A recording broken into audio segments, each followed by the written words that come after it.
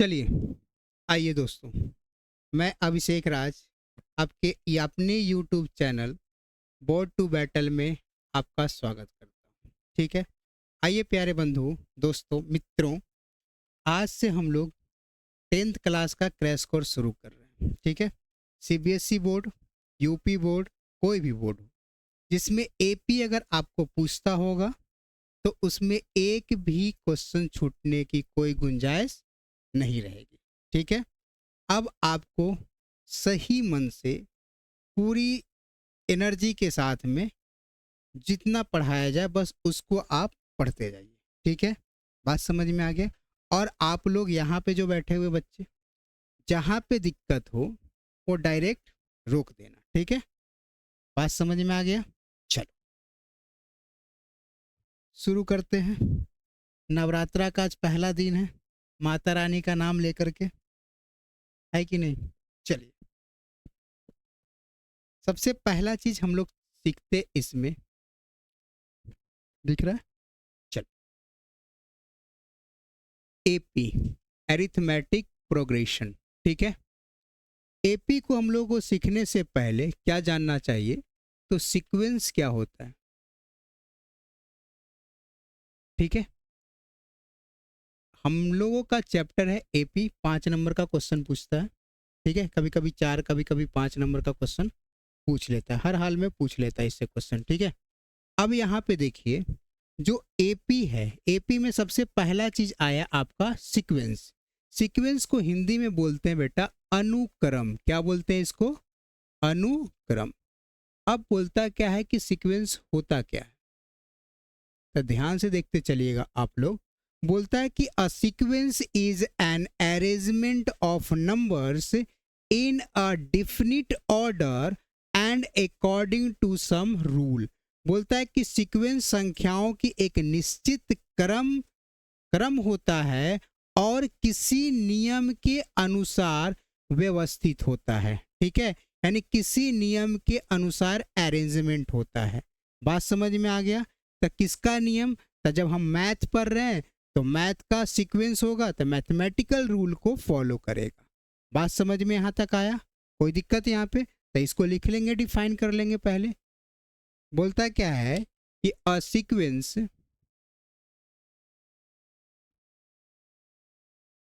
is an arrangement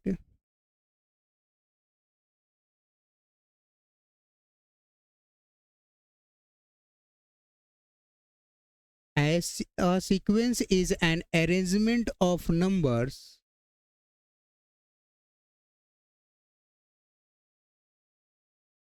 दिख रहा, of numbers in a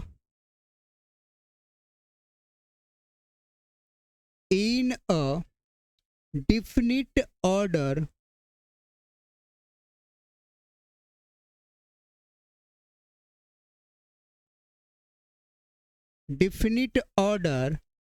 and according to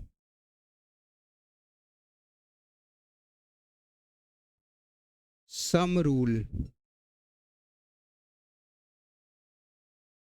ठीक है, बोलता है कि जो सीक्वेंस जो होता है, अनुक्रम जो होता है बेटा, वो क्या होता है? तो संख्याओं का एक निश्चित क्रम होता है। हिंदी में लिखना है तो लिख लीजिए। तो बोलता है अनुक्रम संख्याओं की एक निश्चित क्रम में और किसी नियम के अनुसार व्यवस्थित होता है। ठीक है, डिफिनेशन समझ में नहीं आया, आप एग्जाम्पल से समझिए। जैसे देखिए 1, 3, 5, 7, 9, 11, 13 डॉट डॉट डॉट। ठीक है, पहला एग्जाम्पल समझाया अभी रहे। दूसरा एग्जाम्पल 1, 4, 9, 16, 25 डॉट। तीसरा देखिए 1, 8, 27, 64, 125 डॉट डॉट डॉट। चौथा क्वेश्चन देखिए -3, -5, -7, -9। ठीक है, अब यहाँ पे क्वेश्चन दिया हुआ है, एक और देख लीजिए। 2 4 8 16 32 64। अब ये एग्जाम्पल दे रखे हैं हम आपको। बोलता है कि सीक्वेंस कैसा होता है, तो अरेंजमेंट होता है किसका, तो नंबर्स का एक डिफिनिट ऑर्डर में। ऑर्डर तो एक सीक्वेंस है, ठीक है, अरेंजमेंट है नंबर का, कोई दिक्कत यहाँ तक नहीं। अब बोलता है कैसा, तो डिफिनिट ऑर्डर में। किस में है, तो किसी डिफिनिट ऑर्डर में है। किस में है, तो किसी डिफिनिट ऑर्डर में है। अब बोलता है किसके, अकॉर्डिंग टू सम रूल, कुछ नियम के अनुसार, कुछ नियम के अनुसार होगा, मैथमेटिकल रूल के अनुसार होगा। कोई दिक्कत यहाँ तक। तो अब आइए, इसमें एक तो ये सीक्वेंस दे रखा है, ठीक है, अरेंजमेंट ऑफ नंबर्स है। अब यहाँ पे देखिए डिफिनिट ऑर्डर में है, निश्चित क्रम में है। उसके बाद 1 के बाद 2, 2 के बाद 3, 3 के बाद 4, 4 के बाद 5, 6, 7, 8, 9 ऐसे प्रकार।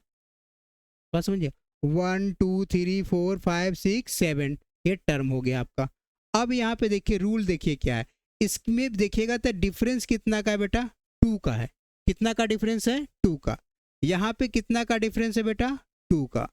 यहाँ पे कितना का डिफरेंस है, 2 का। बात समझ में आ रहा है, यानी सभी जगह देखिएगा तो 2 2 का डिफरेंस चल रहा है। तो ये एक नियम आपको फॉलो हो गया कि सभी जगह कितना का डिफरेंस है, तो 2 का डिफरेंस है। कोई दिक्कत यहाँ तक, बात समझ में आया।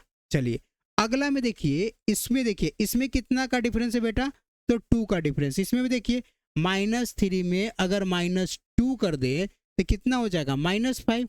और -5 में -2 कर दे तो कितना हो जाएगा, -7।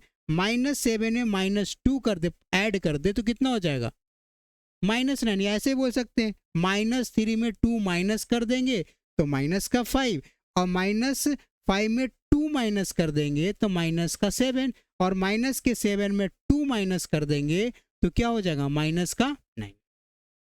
यहाँ पे देखिएगा तो 2 में कितना का मल्टीप्लाई किया बेटा, 2 से किए थे, कितना हो गया, 4। 4 में कितना से मल्टीप्लाई किए, 2 से किए थे, कितना हो गया बेटा, 8। 8 का कितना से 2 से मल्टीप्लाई किए थे, कितना हो गया, 16। 16 में 2 से मल्टीप्लाई किए कितना हो जाएगा, 32। यानी सभी में लगातार मल्टीप्लाई। अगर हम यहाँ पे पूछेंगे तब क्या बोलेगा कि सर 64 में आप 2 से मल्टीप्लाई कर दीजिए तो क्या हो जाएगा, 128। क्या हो जाएगा, 128। कोई दिक्कत यहाँ तक, बात समझ में नहीं आया क्या आई। चलो ये दोनों को देखिए, इसको देखिए 1 का क्या लिखेंगे, 1 लिखे। अब यहाँ पे जब आप देखिएगा कितना का डिफरेंस है, 3 का। कितना का डिफरेंस है, 5 का। कितना का डिफरेंस है, 7 का। कितना का डिफरेंस है, 9 का। अरे तरीके तो सीक्वेंस बना ही नहीं, ये तो कोई रूल को फॉलो नहीं कर रहा है, यही तो लगा आपको। यहाँ भी देखिए कितना का है, 7 का। कितना का डिफरेंस है, 19 का। कितना का डिफरेंस है बताइए, 64 में से 27 माइनस करें कितना हो जाएगा, 7 37। 7 7 14 की 4 कैरी 1, हाँ 37। इस प्रकार से आगे बढ़ जाएगा। लेकिन थोड़ा सा रुकिए, अब हम देखेंगे कोई और दूसरा नियम इस पे लगता है या नहीं लगता है। तो देखिएगा, तो हम लोग क्या करेंगे, 1 को क्या लिख सकते हैं, 1 का स्क्वायर लिख सकते हैं, हाँ लिख सकते हैं। 4 को क्या लिख सकते हैं बेटा, 2 का स्क्वायर लिख सकते हैं। 9 को क्या लिख सकते हैं, 3 का स्क्वायर लिख सकते हैं। बोलिए 16 को क्या लिख सकते हैं, 4 का स्क्वायर लिख सकते हैं। ये देखिए 5 का स्क्वायर। चलो नियम तो लग गया यहाँ पे। तो ये भी आपका क्या है, तो ये आपका सीक्वेंस है। ये भी आपका क्या है, तो सीक्वेंस है। यहाँ पे देखिए, तो यहाँ पे आप देखिएगा तो ये 1 का क्यूब करेंगे तो 1 ही होगा, 2 का क्यूब करेंगे तो कितना हो जाएगा, 8 हो जाएगा। अगर हम 9 का क्यूब करेंगे तो बेटा तो कितना हो जाएगा, 27। कितना हो जाएगा, नहीं 3 का क्यूब होगा 27। बात समझ में आ गया। 3 का क्यूब कितना हो जाएगा, 27। 9 का क्यूब हो जाएगा 7 to 9। कितना हो जाएगा, 7 to 9। हाँ ये चीज ध्यान रखिएगा। और चलिए इससे कुछ याद आ गया, आप 1 से लेकर करके बेटा कम से कम तो 50 तक आपका स्क्वायर याद कर लीजिए, ठीक है। कहाँ तक? 50 तक स्क्वायर आप याद कर लीजिए, ठीक है। तब आप मैथ को थोड़ा सा जल्दी कैलकुलेशन कर सकते हैं, ठीक है। क्यों? एग्जाम में आप अगर आप स्क्वायर ऐसे लिखते चलिएगा, टू मल्टी मान लीजिए कि करना है हमको 25 का स्क्वायर करना है, ठीक है। किसका स्क्वायर करना है? 25 का स्क्वायर करना था। 25 मल्टीप्लाई 25। अब आप इसको 25 में 25 से मल्टीप्लाई करिएगा तो आपको टाइम लग जाएगा, ठीक है। इसीलिए आप इसको याद कर लीजिए। डायरेक्ट आंसर आपका 625, डायरेक्ट लिखिए। लोग ये कर रहा है, आप ये कर रहे हैं, तो क्वेश्चन जल्दी किसका बनेगा? इसका या आपका? आपका, ठीक है। अब जो टाइम बचेगा, ठीक है, उसको आप क्वेश्चन को जब आप चेक कीजिएगा कि मेरा कौन कौन बना है कौन कौन नहीं बना है। बहुत सारे बच्चों को हमको शिकायत मिलता है कि सर जब बनाते जाते हैं तो टाइम खत्म हो जाता है, क्वेश्चन बच जाता है, प्रश्न बच जाता है। क्यों बचता है? कारण यही है, जब हम बोलते हैं उसको कि बेटा ये चीज़ जो चीज़ है वो याद करने वाला, उसको याद कर लीजिए। जैसे कहने का मतलब ये तो नॉर्मल था, जैसे हम बोलते 48 का स्क्वायर बताइए, अब गुना करने लग जाइएगा कि सर ये तो जल्दी हो जाएगा। लेकिन अब जितना देर आप गुना करने में लगिएगा, इसका याद होगा तो 2304, ये तुरंत हो गया। बात समझ में आ गया? 36 का स्क्वायर करेंगे तो 1296। इस प्रकार से बोल रहे हैं। पावर भी याद करना पड़ेगा, कुछ कुछ पावर, जैसे 2 के पावर 10 होगा, ठीक है, तो कितना हो जाएगा? 1024। ये आपको कैलकुलेशन जल्दी कर देगा, ठीक है। इसीलिए आप इसको याद कर लीजिएगा, ठीक है। जब कोऑर्डिनेट ज्योमेट्री पढ़ाएंगे तो वहाँ पे स्क्वायर काम आएगा, ट्रिग्नोमेट्री पढ़ाएंगे वहाँ पे स्क्वायर काम आएगा। बात समझ में आ गया? इसीलिए स्क्वायर याद कर लीजिएगा, क्यूब रूट भी याद कर लीजिएगा, कुछ कुछ पॉइंट को याद करते चलिएगा, तभी आगे आप बढ़ पाइएगा। बात समझ में आ गया? चलिए, हम कहाँ पे थे? यहाँ पे। अब यहाँ पे देखिए, इसको क्या लिखेंगे? 4 का क्यूब। इसको क्या लिखेंगे? 5 का क्यूब। कोई दिक्कत यहाँ तक? बात समझ में आ गया? तो ये भी मैथमेटिकल रूल को क्या कर दिया है?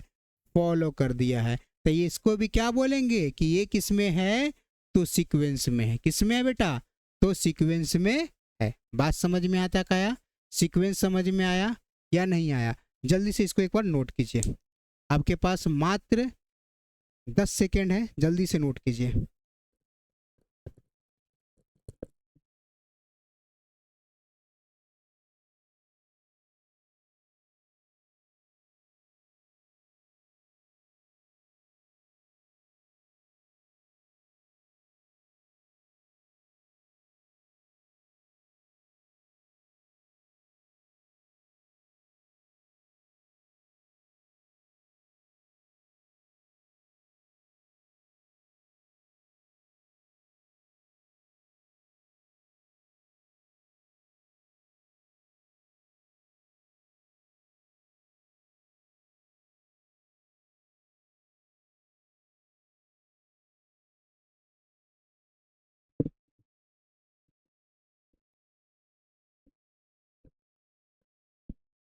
चलिए बेटा, हो गया?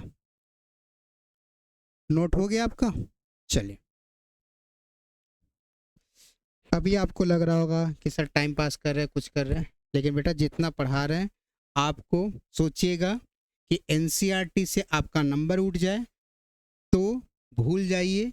एनसीईआरटी अगर आप पढ़ के जाइएगा, नंबर उठने वाला नहीं है एग्जाम में। बात समझ में आ गया? इसलिए जितना पढ़ाया जाए उतना पढ़ के जाइए, ठीक है। एनसीईआरटी भी आपका कवर हो जाएगा और अदर बुक भी कवर होना, ठीक है। इसीलिए अगर सोचिए कि सर हम एनसीईआरटी पढ़ करके जाए तो आपका नंबर भी क्या हो जाएगा? कम होना शुरू हो जाएगा। बात समझ में आ गया? कोई दिक्कत? सीबीएसई वाला समझ लो।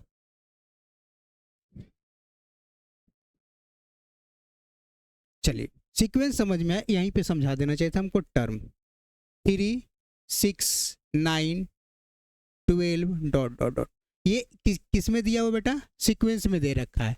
किस में दे रखा है?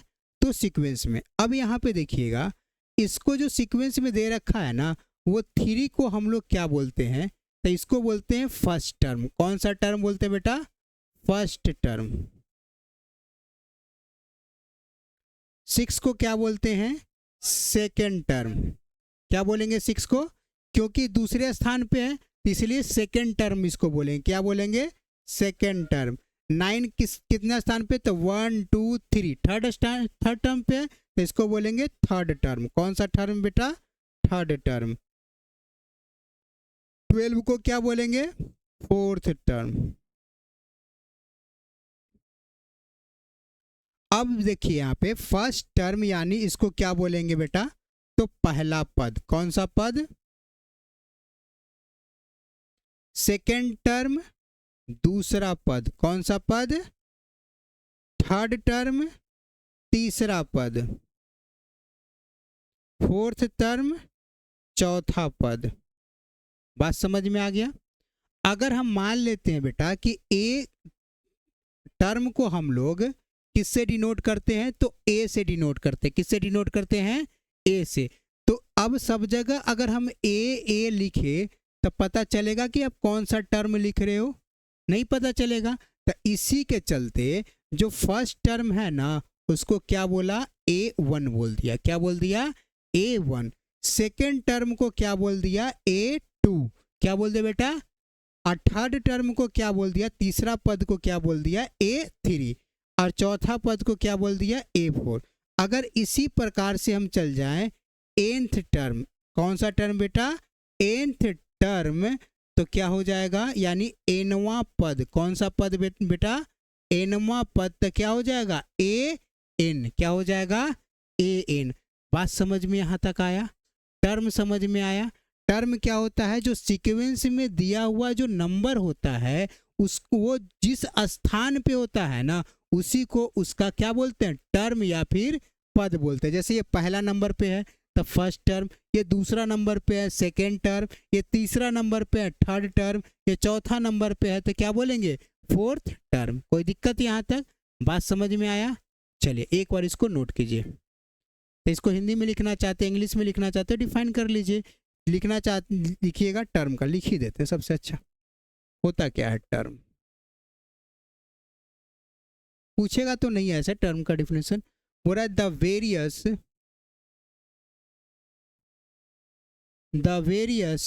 Number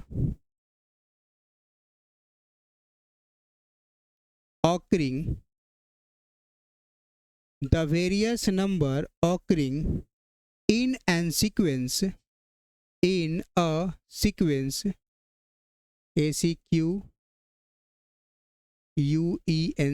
sequence are called terms। अब यहाँ पे देखिए हिंदी में बोलते हैं किसी अनुक्रम या किसी सीक्वेंस में आने वाली विभिन्न संख्याओं को पद कहते हैं। क्या लिखेंगे? तो किसी अनुक्रम में आने वाली विभिन्न संख्याओं को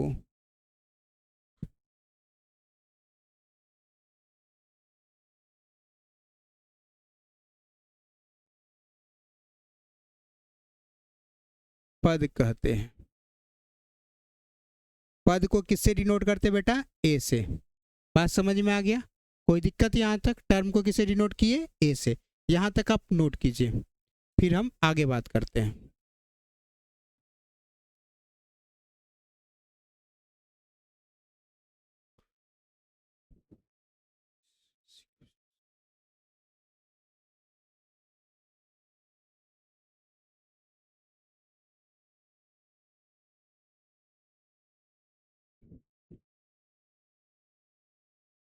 चलिए उम्मीद करते हैं कि नोट हो गया होगा।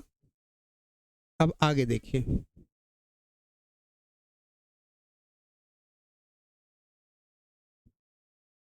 आप लोग जाकर के वीडियो देख लीजिएगा और वहाँ से नोट कर लीजिएगा, ठीक है? ताकि ज़्यादा देर आप लोग टाइम लगाइएगा नोट करने में तो हो सकता है कम होगा, ठीक है? इसलिए आप घर पे जाकर के नोट कर लीजिएगा। आइए अब हम शुरू करते हैं एपी। एपी क्या होता है? एपी को बोलते हैं arithmetic progression. Arithmetic progression.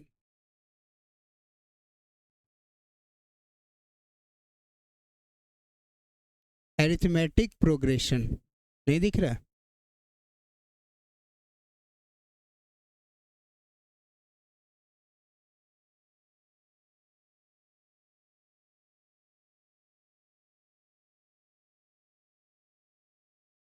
Arithmetic progression यानी समानांतर श्रेणी। क्या बोलेंगे इसको? समानांतर श्रेणी।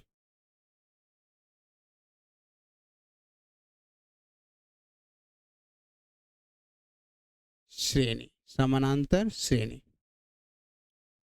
श्रेणी श्रेणी। अब यहाँ पे देखिए एपी होता क्या है, तो बोलता है कि एन एपी यानी arithmetic progression is a sequence of number. क्या होगा? तो ये सीक्वेंस ऑफ नंबर होगा। तो लिख लीजिए N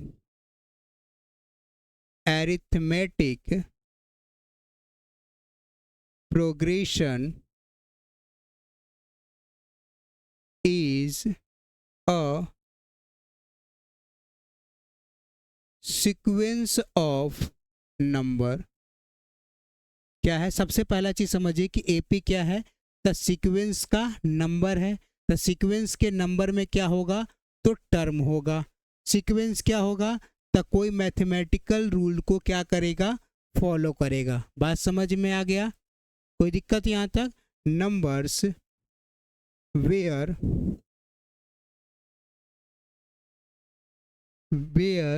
the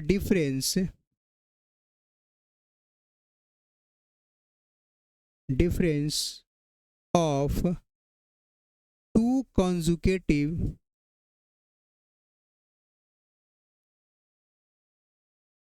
term is same। ठीक है, बोलता है कि वेयर दो कंजुगेटिव टर्म्स का डिफरेंस क्या होगा? सेम होगा। बोलता है कि an AP is a sequence of numbers where the difference of every लगा दो, where the difference of every two conjugative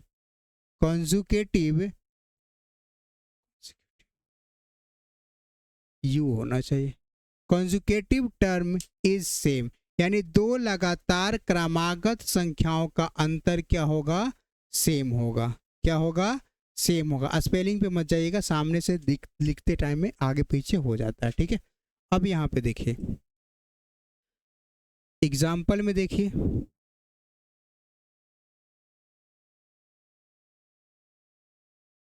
देखिए ये आपका सीक्वेंस दे रखा है।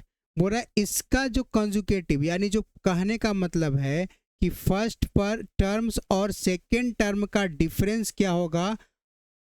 से जितना होगा वही सेकेंड टर्म और थर्ड टर्म का डिफरेंस होगा, वही डिफरेंस थर्ड टर्म और फोर्थ टर्म का होगा। बात समझ में आ गया?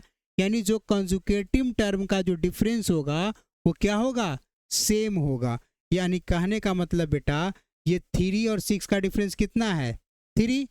6 और 9 का डिफरेंस कितना है? 3। 9 और 12 का डिफरेंस कितना है? 3। बात समझ में आ गया? यानी सभी जगह डिफरेंस क्या है? एक ही, यानी सेम आ रहा है। एक ही यानी क्या आ रहा है? सेम आ रहा है। इसको क्या बोलेंगे? एपी बोलेंगे। पहला एग्जाम्पल। दूसरा देखिए, -3 -8 -11 -14 डॉट डॉट डॉट। इसमें देखिए कितना का डिफरेंस है? -8 और 3 में कितना का डिफरेंस है बेटा?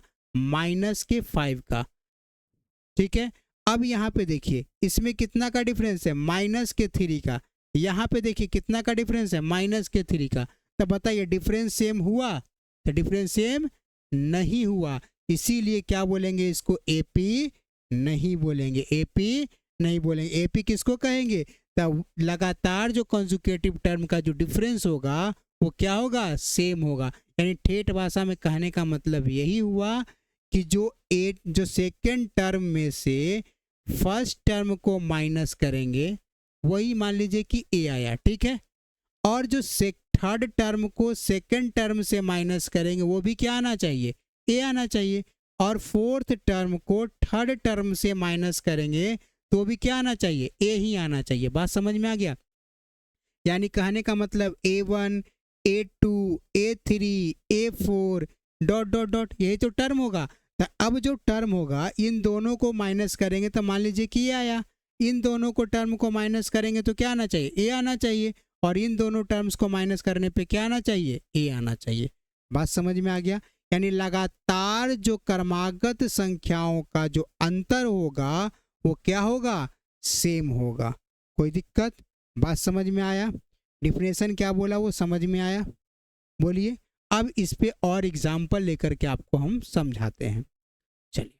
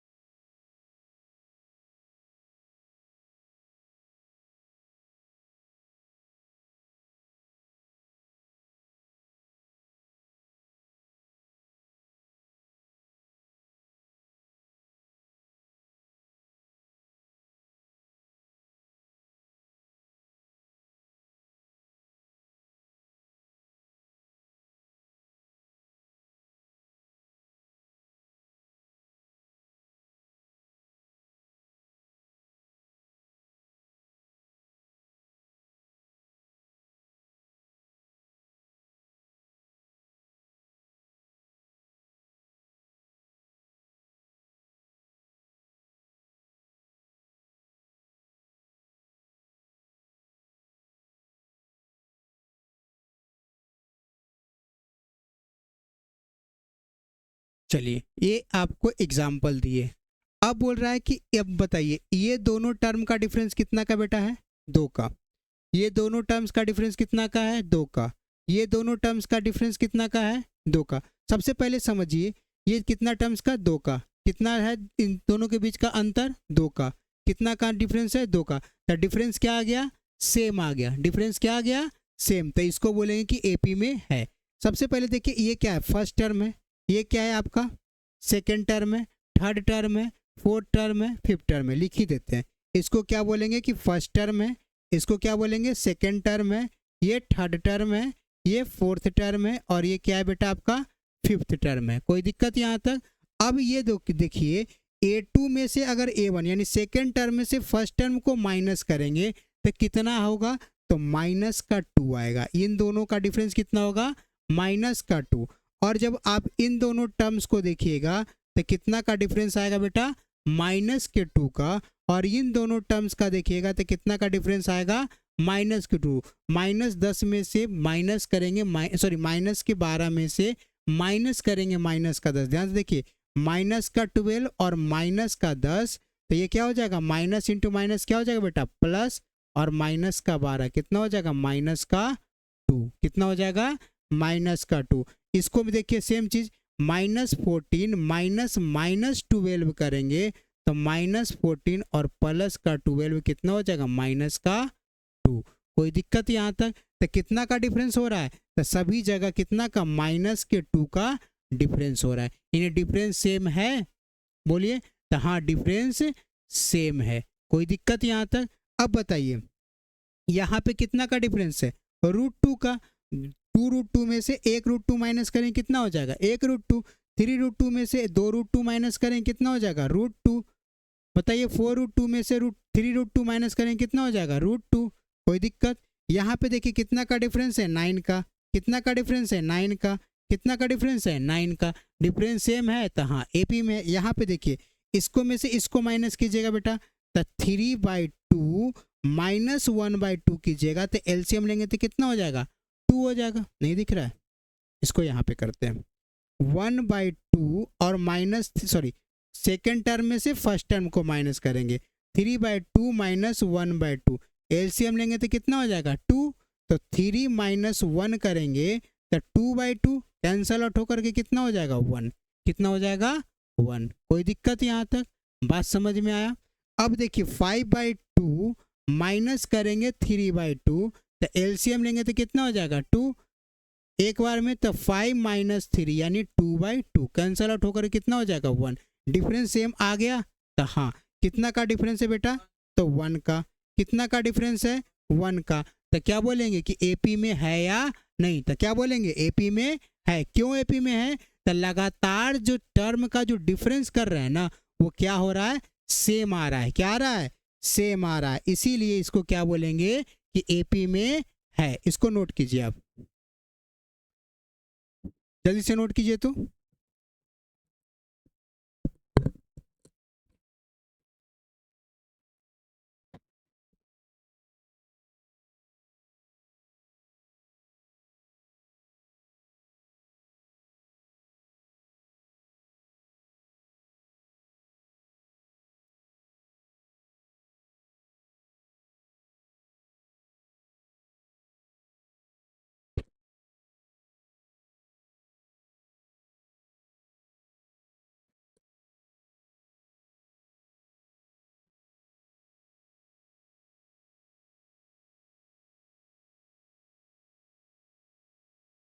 चलिए बाबू, उम्मीद करते हैं कि उतार लिए होंगे, ठीक है, नोट कर लिए होंगे। अब आइए आगे।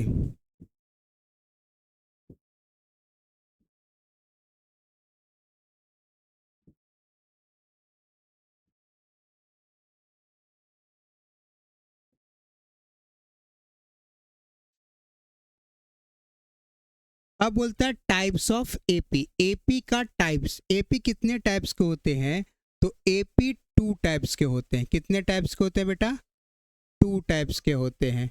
एक होता है फाइनाइट एपी, एक होता है इनफाइनाइट। या फिर इसी को बोलते हैं नन फाइनाइट। कोई बात नहीं बेटा, लिख लो नन फाइनाइट ही लिख लो, कोई दिक्कत यहाँ तक, बात समझ में आ गया।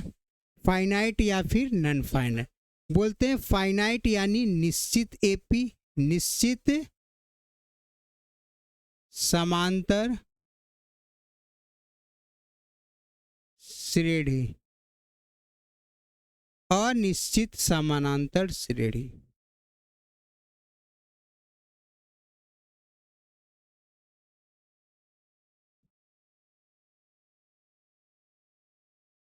बात समझ में आ गया। इसको बोलेंगे निश्चित समानांतर श्रेणी, इसको बोलेंगे अनिश्चित समानांतर श्रेणी। होता क्या है निश्चित, तो इसमें क्या होगा ना, नंबर ऑफ टर्म्स फिक्स्ड होगा। इसमें क्या होगा बेटा, तो जो नंबर ऑफ टर्म्स होगा ना एपी का, नंबर ऑफ टर्म्स, एपी का जो नंबर ऑफ टर्म्स होगा वो क्या होगा, फिक्स्ड होगा। कोई दिक्कत होगा, यहाँ पे नंबर ऑफ टर्म्स क्या होगा, तो फिक्स्ड होगा। यहाँ पे क्या होगा, है क्या कर रहा है, नंबर ऑफ टर्म्स फिक्स्ड नहीं होगा, तो क्या लिखेंगे, नॉट फिक्स्ड। कोई दिक्कत यहाँ पे, बात समझ में नहीं आया, कोई बात नहीं। यहाँ पे देखिए, अब जैसे लिखे 3, 6, 9, 12 पहला, दूसरा देखें 3, 6, 9, 12 dot dot dot dot dot. तो इसमें क्या है, कितने टर्म्स हैं बताइए, तो एक टर्म्स, 2, 3 और 4। तो नंबर ऑफ टर्म्स कितना हो जाएगा इसमें बताओ तो, 4। लेकिन इसमें नंबर ऑफ टर्म्स कितना होगा, नंबर ऑफ टर्म्स कितना होगा, इसमें नंबर ऑफ टर्म्स पता ही नहीं चल रहा। कोई बोला सर 10 होगा, कोई बोला 50 होगा, कोई बोला इनफाइनाइट होगा। Number of terms not fixed. तो इसलिए इसको बोलेंगे, कौन सा एपी है, इसको बोलेंगे फाइनाइट एपी। कोई दिक्कत यहाँ पे, इसको क्या बोलेंगे, नॉन फाइनाइट एपी। बात समझ में आया, कोई दिक्कत यहाँ तक, जल्दी से इसको नोट डाउन कीजिए।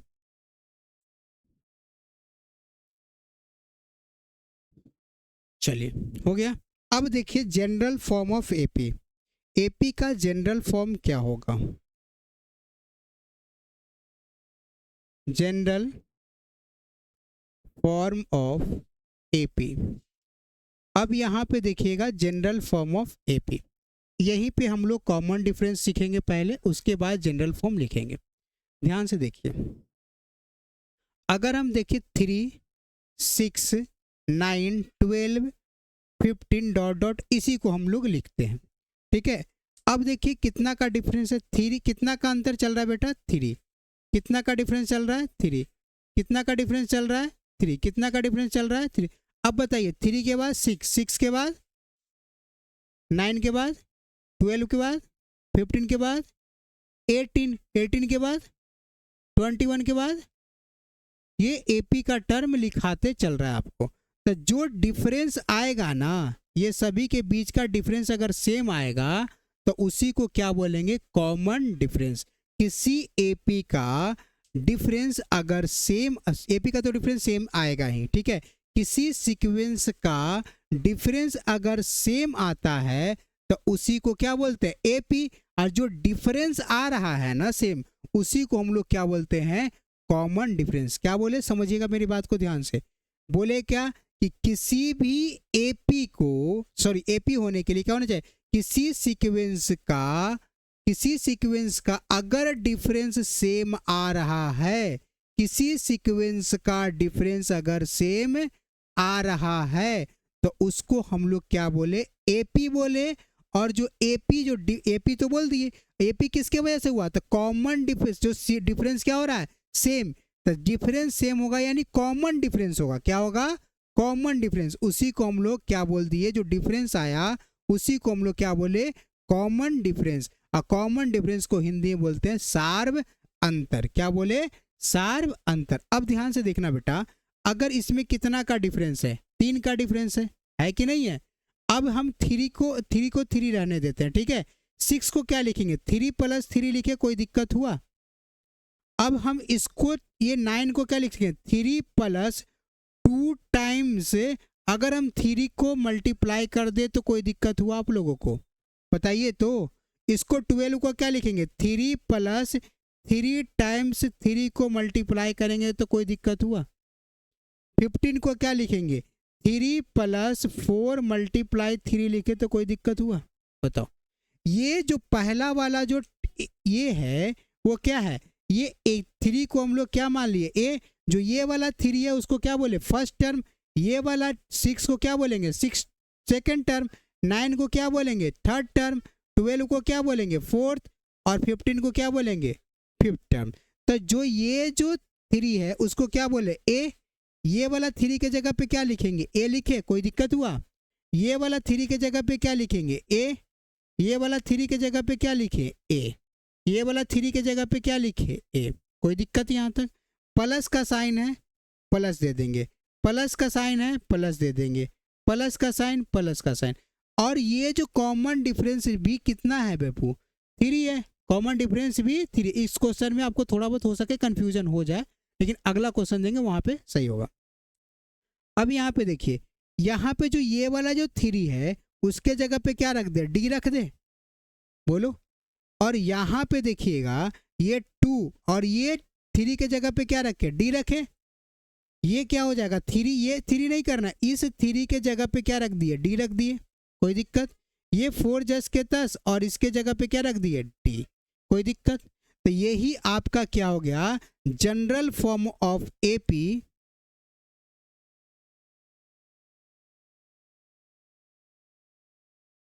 क्या हो गया, ए + डी, ए प्लस क्या हो जाएगा 2D, ए + 3D, ए + 4D, ए + 5D डॉट डॉट, ए + n-1 × d। क्यों लिखे a + n-1 × d, इसलिए लिखे, ध्यान से देखिएगा। ये आपका फर्स्ट टर्म है, ये सेकेंड टर्म है, ठीक है। ये आपका थर्ड टर्म, ध्यान से देखिएगा। ये आपका क्या था, ए आपका क्या था, फर्स्ट टर्म। आपको सेकेंड टर्म कौन हो गया, a + d। थर्ड टर्म आपका कौन हो गया, तो a + 2D, ठीक है। तो अब यहाँ पे देखिए, जितना जो d है ना, वो जितना वाला टर्म होगा उससे एक कम है। जो टर्म दे रखा है उससे क्या है, एक कम है। तो क्या हो जाएगा, a + 2-1 × d हो गया। बोलो, इसको क्या लिख सकते हैं, a + 3-1 × d। इसी प्रकार से an बराबर हो जाएगा a + n-1 × d। कोई दिक्कत यहाँ तक। यही आपका जनरल फॉर्म हो गया। बात समझ में आ गया? जल्दी से एक बार यहाँ तक आप नोट कीजिए।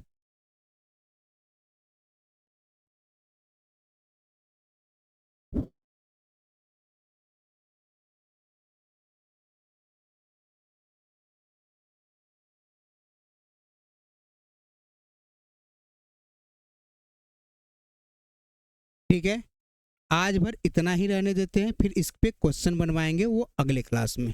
ठीक है।